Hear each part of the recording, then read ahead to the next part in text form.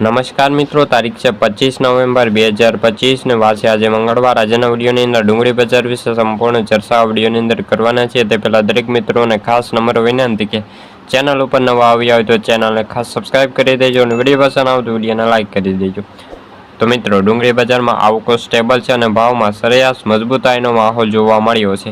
ડુંગળી બજારમાં આગળ ઉપર વેપારો કેવા થાય છે તેના ઉપર બજારનો આધાર રહેલો છે। હાલના તબક્કે ડુંગળીમાં કોઈ મોટી તેજી સાંસ નથી દેખાતા, પરંતુ જો બજારો બેતરફી અથડાઈ કરે તેવી સંભાવનાઓ દેખાઈ રહી છે।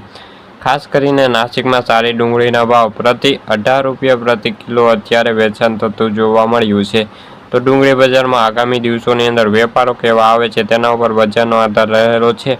હાલના તબક્કે વેચવાલીના ચાન્સ નથી અને હવે જે થોડા દિવસોની અંદર આવકોમાં વધારો થાય તેવી શક્યતાઓ રહેલી છે।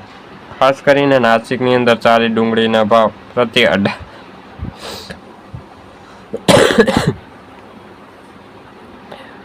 18 રૂપિયા કિલો એટલે કે 360 રૂપિયા એક મણમાં વેચાણ થતું જોવા મળી રહ્યું છે। ખાસ એવરેજ ડુંગળી બજારમાં અત્યારે જે વેચવાલી સાવ સ્ટેબલ જોવા મળી છે। ગુજરાતમાં હવે ડુંગળીની આવકો સ્ટેબલ થઈ છે અને ભાવમાં સરેરાશ મજબૂતાઈનો માહોલ જોવા મળી રહ્યો છે। તો આગામી દિવસોની અંદર શું મોટી મૂવમેન્ટ હજુ પણ ડુંગળીના ભાવમાં આપણને જોવા મળી શકે તે ખાસ જોવાનું રહ્યું છે।